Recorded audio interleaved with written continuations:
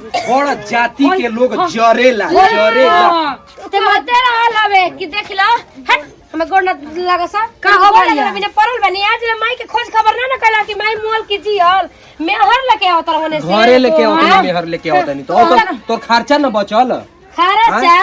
हो तो ठीक बा जो ओनिए खर्चा बचाइए जो तोरा का हो भैया जो तारा दिल से भेजा ना जो निकल माई बेटा अगर चल जाला भुला के चल जाला साजी कने अपना लेबे के चाहे माई मर गई तू बियाह कर ले हड़ू तू ऐसे काहे कहत है ये माई बलावतिया काहे हो बैठाई जा काहे खाती अब चली तब नु चली तब न का बात बाटे हो कि माई बोलावत तरी ए चाची बड़ा टेंशन में लागत भैया के याद आवता का हां कतनो बात अब ऊ भुला गेल बाटे महतारी ना भुलाई हो तोहन लोग के त इहे बाई आजकल कि निमनो बात बोल दो त बुरा लग जाई बाप रे बाप जे करा के 9 महीना पेट में पोसा पाल हो गल मुतल कर बड़ कर अब दू बात नहीं खजा बर्दाश्त कर सकत बतावा जा ये कहाला कि सब रह जाई महतारी ना रह पाई आज वो नाती के चिंता नहीं के ना लेकिन हमारी याद आवत अटे ना हैं यह तो बात हलो में वो करे नहीं तू मत करे लगे चलो देखी त काहे तार माई बोलावो तरीका घटी गइल बाटे घर में रहिए ढंग से रहिए ठीक बा अब हम घर जाते जान तो ना 7 महीना बाद जाते हैं ए जी तो इतना महीना अब मतलब कि अगर केहू बोली ना घरे गइला की बात अरे केहू ना बोली माई हमार भोली इंसान 7 महीना पहले अगर घर रही ठीक बा हम चल गए रही बाहर हैं अब 7 महीना बाद तोहर से बियाह हो चुको नहीं तोहर माई बाप एकदम बढ़िया से बढ़िया लगत है ना हैं सबे ना बियाह कइलो बढ़िया देख के ना शादी बियाह करले बनी आपको ऐसन बात विश्वास कइल जाला घरे कोनो दिक्कत ना होई तारा अच्छा आप बताओ तो रहनी कि माई बाड़ी बहन बाड़ी देखा बनिया अरे के गने रास्ता ना हकाए एनी अरे के का करू ई गांवे बहुचट गांव हो एकदम गादाहा गांव हो तू देख के चलिए आज जगह खोरी में जइए एकदम ना भोर में तो सोच समझ के जाइले शौचालय कुल मेहरारू करेली स ठीक बा बुझाला ना उनको घर में लाइटिंग बनी कि ना बोले एगो तो प्रधानी के ना समझ में दूसर केहू का नीच काम होला हम जान तो ना घर में लाइटिंग बाटे बा ना बड़कवा है माई बहुत अब हम देख ले थोड़ी बानी कि बा ना पूछता नहीं हमरा से विश्वास करे के चाहिए का अरे जी विश्वास ये राकेश भैया और शादी वादी को क्या होता रहा तो का होगा अरे दोस्त गांव का मम्मी रोज खोजत तारी रौरा के कबे ले कहां बान कब और बेटा खोजत है फोन कइले रहनी हम खोजत है ठीक बाटे तू जाए जू से जा चलो ई गांव का लइका कुल बुझे वाला जाला कुछ ना हमारी बा में जानेला मतलब कि दोस्त से यही गने बात कइल जाला जाना तड़ू जरे वाला लोग बहुत बाटे बात बुझाता खाली हमारे के देख के जरेला स ठीक बा ठीक बाटे वहू के भगवान जरूर टपकइहन आ मार दिहन ठीक बा हां तो अभी कितना दूर बाटे चल आ गई बाटे ए मई हम ई कहतनी अरे हम ये बलाता तू हूं त खाली उल्टा पलटा काम करेली हम ई कहतनी कि अब तू भैया की का चिंता करतली गुइल बन कतनो दिन के बाद न तू उनकर ओने गुजर थोड़ी न होई अरे जगर आंख पे चली त अरे छोड़ आइयो ना जाय दे हमार बेटा चाहे बेटी तू ही बाड़ी तोरे के सब कुछ माने नहीं जनली ए चाची राकेश भाई आवतन बाहर से कनिया लेके आवत रहो अरे कान क्वेश्चन भी है सही के ना ना तू जा तू सही रास्ता में देखनी हां हम माने ऐसा होइए नहीं के सकत ओई पे ना करी ओके कहले रहनी कि चल जोनी मर बिला जे लेकिन अइहे मत आवत रन ना अच्छा तो चलो आवत होई त यही जना आई जा जा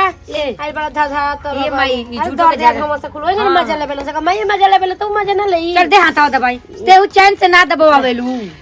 बेचैन रहलू अरे गुज गुज करता ना दबत त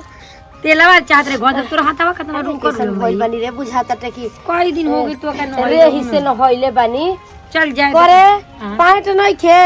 अरे वो हनी के सही घूमेला से तो जानत नहीं खू तू गांव भर का ठिका निकल कौन पाट पर कौन कुर्ता पहन ड्रेस पहन के मैदान करे चल के पढ़े चल रे जा जाना तो थोड़ा जाति के लोग जरेला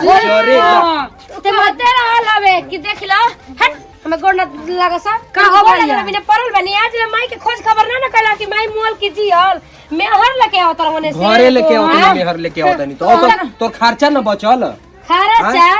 हो तो ठीक बच्चों ओनिए खर्चा बचाइए जो तोरा का हो भैया जो तारा दिल से भेजा ना जो निकल माई बेटा अगर चल जाला भुला के चल जाला साजी कने अपना लेबे के चाहिए माई मर गई तू बियाह कर ले हड़ू तू ऐसे काहे कहत है देख अगर बेटा अगर सुबह चल जाए तो साजी करे माफ कर देबे के चाहिए। जाना तो नहीं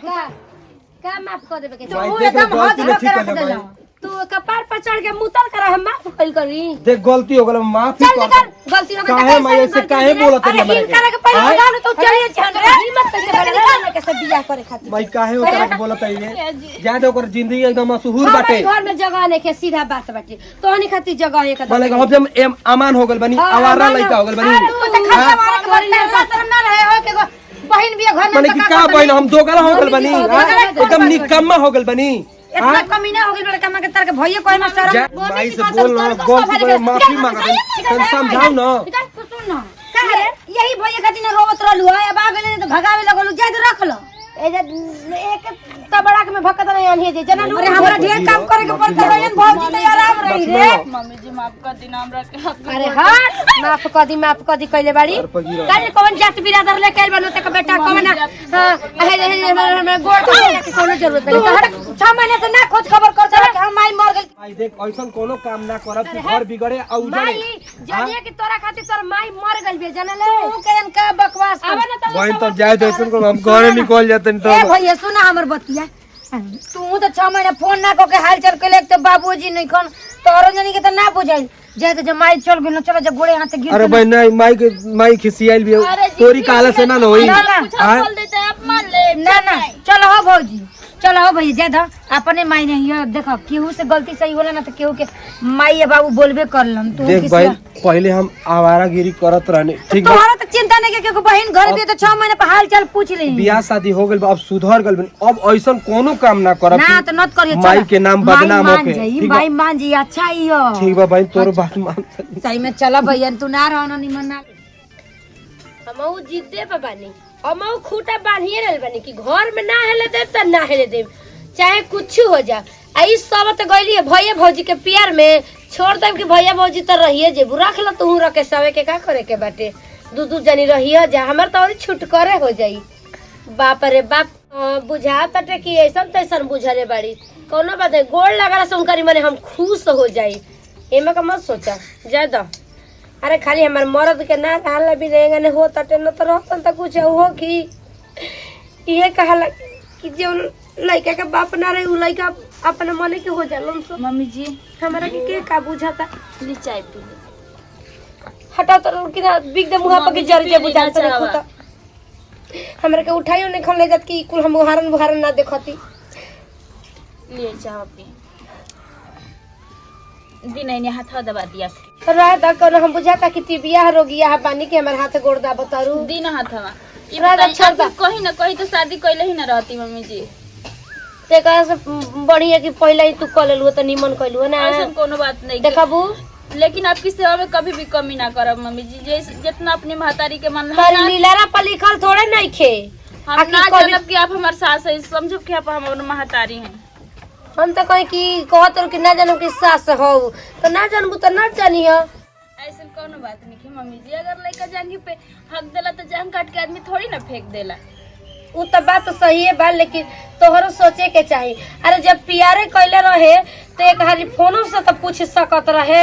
हैं हम तो तैयारी कइले रहती पर एतु कइले जो रीत रिवाज हो करे तो हम पूरा कइले रहती अब बीतल बात के छोड़ देना मम्मी जी अजय अगर हमारी में गलती देख देते निकाल के हमके खदेड़ दे घर से ठीक बटे निकाल दे हम खुशी खुशी निकल जाए चलो ठीक है ना बाटे गोड़ा दे कपड़े दबा दे रहे दा चली ना खाना बनैले बनी खाली निकाल देता नहीं ठीक बटे का करी चल आराम से आपके घर कहत और के तोरी काला में तू बानी भूला के रही के ना बा का करी चलो ना तो हम सोच ना रहनी के घर पी ले रात हम चाय ना पियम शुगर के मरीज हई अरे दादा ज्यादा कम से कम येहू भागी तो मान गईली लेकिन कुछ कह भले अंदर से मतलब थोड़ा मोड़ा बोल दे तड़ी उल्टा सीधा लेकिन प्यार तो देखते बड़ी ज्यादा अब लेकिन हाँ एकदम दिल जीत ले बिन हम लोग का समझत का बड़ी है ए भाई फोन है तो सुनिए हेलो क्या होता हो मैडम जी अरे हे दादा तू खूब मजाक करे जाने लू ना भीतर भीतर कुल खेला खेल लिया लू हमरा के कहत अड़ू की मजा बनाओ ठीक बनी अब जनते बड़ू के पहले पहले के भागी तो घर का आदमी थोड़ा मोड़ा उल्टा सीधा तो बोलबे ना करी लेकिन ऐसा कोनो बात नहीं है हमार सास जी बहुत बढ़िया भेटाइल बनी नहीं का हो भौजी? वो बुची जी है ठीक बटे, बाद में फोन करो ठीक ना। ठीक है। ई देखो ई हतनी कइलू हो माई के न त हाथ ना दिमाग चलावती है। का भाई माने कितना खुश बिया तारा पे हतनी कइलू तो खूब खुश बिया। सुना ना देखा सबका घर परिवार में उतना होला। बाबूजी भी मर गेलन और बिना जनमले भैया बियाह कर लेलन, यही ले माई उतना खिसियात रहली। ठीक अरे बा बुची जी कोनो बात नहीं है, मम्मी जी दूसरे बार हमरा के मारू देब ना तो हम कुछ ना कर मारी ना तो हक होला उतनी मारे उतना खिसिया ले, लेकिन मारी ना। हमरा के तो आज तक जब अभी गलती कैले बन से सजा तो हो गई कि हाँ सही बात। हमरा के तो आज तक अभी दूबो के सरका से नहीं के छुले, कबो नहीं के मरले, तो तोके कैसे मार दी? और लेकिन एगो बाबूजी बात कहें, धीरे धीरे मम्मी हमरा के इतना जाने माने लगब ना कि मत पूछे। पर एगो बात सुन ला, हमरा के सेवा में कमी नत करी। अब तू आ गेलू तो मतलब आप खूब ई ना मजाक करे कि जाते। माई पघिल गइल ना त तू हमरा के भूला जाए, ऐसा ना नत जी, करिया। आप बियाह करके अपना घरे मत जाओ, अपने भैया के रह जाए ना, ना। हंसी मजाक करे के। ना ऐसा कोनो बात नहीं के बियाह करके जे माई के मन करे त बियाह करबे ना करी के अपना घरे थोड़ी ना हमरा के रखी। जैसे तू केंगा आ गइलू बियाह करके भैया से। चाय ना पियनी हम बना के रख ले रहनी। हम पी लेनी कबे, तू केकरा से बतियावत रहलू? वो अपना सहेली से बात करते रहे। अच्छा आप खातिर हम खाना निकाल देते नहीं या चाय निकाल देते, ठीक है ना? ठीक बा जा। जल्दी आए। हाँ जा जा। कितना बेचारी भौजी हमार नीमन बाड़ी कहतड़ी ना कि थोड़ा थोड़ा कोई नहीं है तो माई तार मान गइली है। माई ऐसे भी रहीस ही हमर खिसिया ले तब उतना बोले ले। बहुत अच्छा ये कोनो दिक्कत ना हो। बाबूजी मर गए, दिमाग कमजोर हो गई, लोग का समझे जे माई की फीलिंग तो हम ना समझे नी। मन नहीं कर कटोरी में निक लगला खाए खातिर के का करी। अब तारी मैं ले ले सब्जी भात तो खाए के मन नहीं करत। का करी हो, याद आवे लागत तो जब न तब उनकर का एगो त ए मई तू उतना चिंता न कर, ठीक ना? सब कुछ सही हो जाई, देख ना। और भौजी से तो धीरे धीरे तो मानिए गईली। हाँ मानिए गईली। अरे थोड़ा मोड़ा तोरो तो आराम हो गइल ना। अब जौन काम करे के रहल अब नहीं के करे के पड़त। हाँ, ओठा लाली मार के बस एने ओने भातारन के देखावत रह तारी। कैसे माइते हमारे के गाड़ी देवे लागेले? ले नहीं मने भौजी बेटी से बड़ाई कोला नहीं कि हमन माई को दुब के सरका से नहीं के छुले अते तमन लागेली उल्टा पुल्टा बोले का सुनियन त कहियो। तो चल हम गरिए ले ना बा, हाथ तो उठत नहीं गया, हाथ जे उठ जेते सुधर जेबी तू। तू कटोरी में नची गोलाई कनसिन कहे बैठ गेली खाए तोर काहे मन नहीं करत? मुंह धोले रहनी तो करी तनी मुंह में डाल ली जानली। सुन भौजी कलेड़ी ना कि तारा माई के हम तीनों टाइम तेल लगाई। हां कदा लगा के कि ओई हाथी हो जाई। हाथी ना खुश रहबी। बाबूजी के तोरा इतना चल जा दे, अब ना बोलम कुछ आऊ अब कुछो न बोलिए, ठीक ना? बोलम ज्यादा जाए वही लोग ना हमरा के करियन जब के करना खासा बेटा पतो भाग के आवत रे। आ दुनिया में के दूध के धोवल बाटे। आ माई के हमरा समझदारी हो गई। बोल दिया नहीं और का हम नत कब बोली आज के जमाने में के नहीं बन बाटे। हम हुसियान हो गई हमनी के दिन रात के उहे न बना बाबूजी नहीं खन तो। हां ज्यादा मार के चाहे गरिया के कैसा बाणो से चाहे के उहे न करिया स त ये न करिया स। छोड़ा ज्यादा बोलला में कुछ हो बान ना खाए मन नहीं कर जाता दे देबे। अरे बाप रे बाप। अरे माई रे माई यार केतना गोड़ा हाथ दुखा दरे के दबे वाला नहीं के। यार अरे बाप रे कितना दर्द भरे बाप। अरे माई रे माई, अरे उठा ले जाओ भगवान जी। अरे मेरे मर्द की हमारों को पहुंचा दो। अरे क्यों नहीं कि हमारी आगे पीछे रे दादा। अयो माई,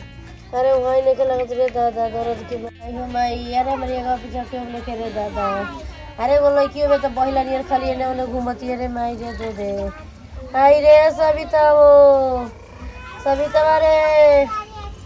ए सविता वो का मम्मी जी हाय का हाय भेल रे बेटे गोड़ावा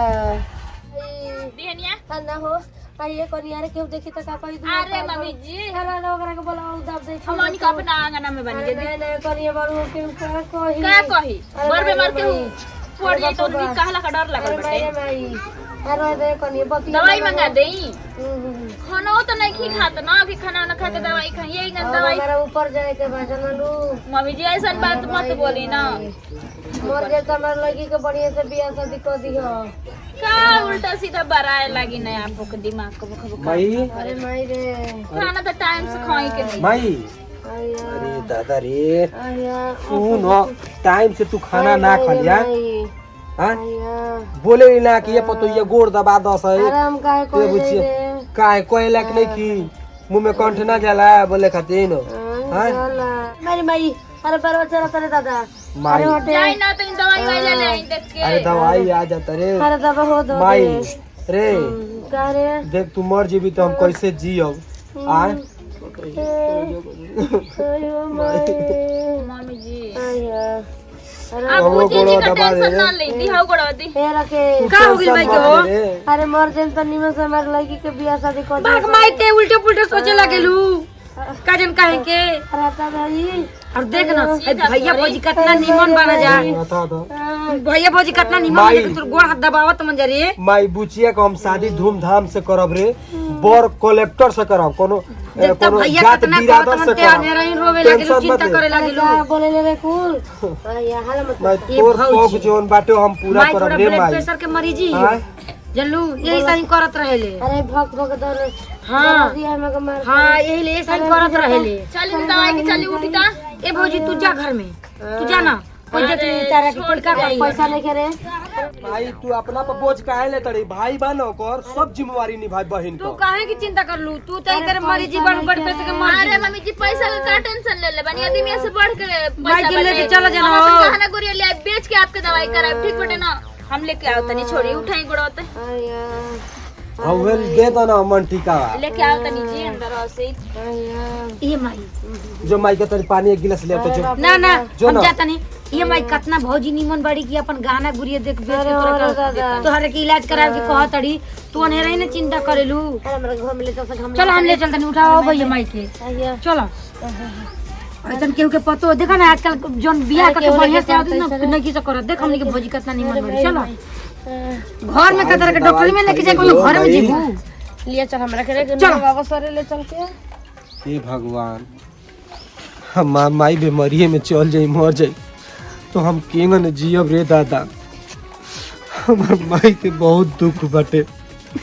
माई जियत ये तबले ले हम सेवा पानी ओकर क ली तब तक ले गले हे भगवान माई का हमार उम्र बहुत लंबा दो हे भगवान महतारी एगो महतारी होले माई